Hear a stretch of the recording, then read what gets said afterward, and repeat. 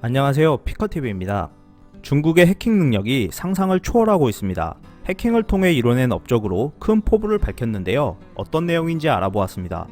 사이버 범죄자가 대문을 박차고 소란스럽게 들어오지 않는다면 100% 확실하게 공격자를 증명하는 것이 매우 어렵다고 합니다.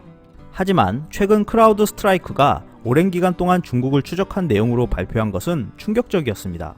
14일 크라우드 스트라이커가 발표한 내용에 따르면 중국이 자체적으로 개발하여 상용화를 준비하고 있는 C919 항공기엔 중국의 기술이 아닌 전세계 비행기 제조사들의 설계 요소들과 지적 재산이 집약되어 있다고 발표했습니다.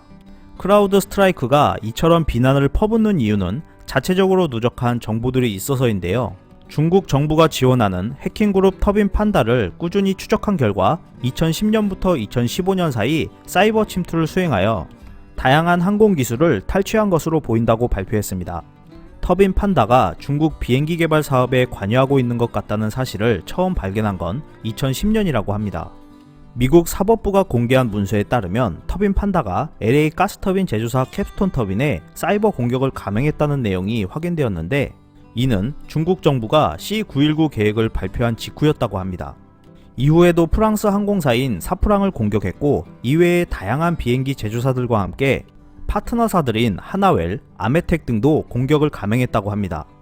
크라우드 스트라이크는 중국이 터빈 판다 덕분에 경쟁사의 절반 비용으로 비행기를 제조할 수 있었다 말하고 있는데요. 중국의 전략은 수년간 설계 결함으로 지연되었던 것을 해결해 주었고, 동시에 개발 시간을 극적으로 감소시켜 주었다고 합니다.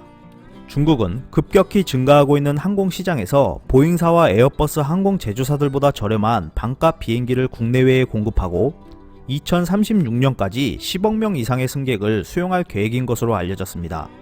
크라우드 스트라이크의 부사장 아담 메이어스는 항공기 관련 정보를 훔치는 것은 중국뿐만이 아니라 러시아, 인도, 이란, 북한 등 약 40여 개 해킹 단체들이 있다고 말하고 있는데요.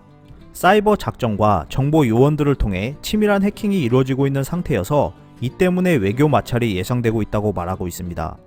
중국의 해킹 능력은 항공기를 만들 정도로 고도화되고 있는 상황인데요. 우리나라의 반도체 기술 및 산업 전반의 기술들도 해킹에서 예외가 아닌 만큼 이에 대한 철저한 대비가 필요해 보입니다. 이상 피커TV였습니다. 감사합니다.